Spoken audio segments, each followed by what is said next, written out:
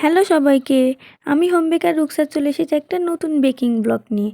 চলো প্রথমে ভিডিওটা শুরু করা যাক। প্রথমে আমি একটু নিচে ক্রিম দিয়ে দিলাম, দেন ওর উপরে দিয়ে দিলাম একটা স্লাইস, দেন ওর একটা একটা করে প্রসেসিং আমি কমপ্লিট করছিলাম। আজকে আমি কেকটা বানাচ্ছিলাম বাড়ির জন্য, কারণ সামনে আসছে রমজান মাস। আর আমার মা অনেক দিন থেকে বলছিল যে বাড়িতে একটা কেক বানাতো, খাবো। তাই ভাবলাম আজকে টাইম পেয়েছে, আজকেই বানিয়ে নিই। আর বাড়িতে কেক তৈরি করা মানে নিজের এক্সপেরিমেন্ট কাজে লাগানো, অনেক কিছু প্র্যাকটিস করাও হয়ে যায়।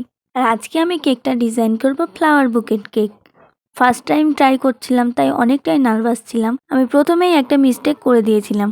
কেকটাকে ফাইনালাইজিং দেওয়ার পর আমি একটু ফ্রিজে সেট করিনি, তাই যখনই আমি এটাকে কাটিং করছিলাম ওটা একটু ভেঙে ভেঙে পড়ে গিয়েছিল, কারণ এটা ছিল আমার অধৈর্যের ফল। শেষ পর্যন্ত আমি অনেকটাই হ্যাপি ছিলাম, কারণ আমি কাটিংটা ভালোভাবে করতে পেরেছিলাম। আই ডোন্ট নো আমি কেকটাকে কেমনভাবে সেটিং করতে পারবো, বাট নিজের ওপর কনফিডেন্সটাই অনেকটাই রেখেছিলাম যে হ্যাঁ আমি ভালো করতে পারবো। কিন্তু শেষ পর্যন্ত এর অবস্থাটা এরকম কুখ্যাত বিখ্যাত হয়ে যাবে আমি ভাবতেই পারিনি। কেকটা কেটে নেওয়ার পরে আমি এখানে ক্রিম লাগিয়ে ওটাকে সেট করার চেষ্টা করছিলাম, কিন্তু যে এটা সেট হতে এতটাই টাইম লাগবে আমি ভাবতে পারিনি। সে যাই হোক, এখন কথা বলি একটু অবুঝ ক্লায়েন্টদের নিয়ে, যারা বেন্টো কেক দেখলেই এতটুকু কেক বলে ভাবে, কিন্তু টাকাটা যে কমে যাচ্ছে সেটা দেখে না। আর একবারও ভাবেও না একটা বড় কেকের পেছনে যতটা হার্ড ওয়ার্ক, পেশেন্ট সব কিছু দিতে হয়, সেটা কিন্তু একটা বেন্টো কেকের পেছনেও দিতে হয়। সেটা কিন্তু ওনারা কখনোই ভাবে না। আর আমি এটা জানি, এটা বেশিরভাগ হোম বেকাররা রিলেট করতে পারবে, কারণ প্রত্যেক হোম বেকারের সাথে এটা হয়। আর আমি এটাও জানি সব ক্লায়েন্টরা এক নয়। অনেক ক্লায়েন্ট এমনও আছে যারা সবার অকুপেশনটাকে বোঝার চেষ্টা করে, তাকে রেসপেক্টও করে। আর হ্যাঁ, তোমরা কেউ আমার কাছে কেক নিতে চাইলে স্ক্রিনে দেওয়া নাম্বারে কন্ট্যাক্ট করে নিও।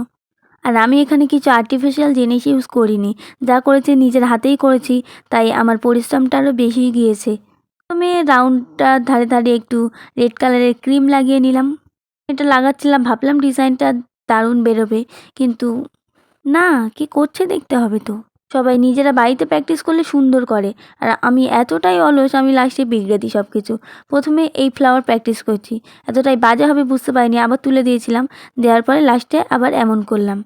আর হ্যাঁ, প্রথম ফ্লাওয়ারগুলো সুন্দর হয়েছিল, লাস্টের দিকে আমার ক্রিম শেষ হয়ে গিয়েছে, তাই লাস্ট ফ্লাওয়ারগুলো এমন অবস্থা।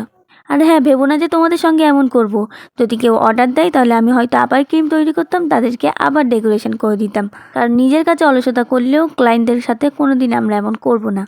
আমি দেখেছি, আমি অনেকবার নিজে বাড়ি থেকে করে এমন অবস্থা করেছি, তার আর কি বলবো। নিজের সাথে বেইমানিটা একটু বেশিই করি। সে যাই হোক, তোমরা কেক কাটার ভিডিও দেখতে চাইলে অবশ্যই নিচে কমেন্ট করো। আর হ্যাঁ, কেকটা কেমন হয়েছে জানিও আমাকে। বাই।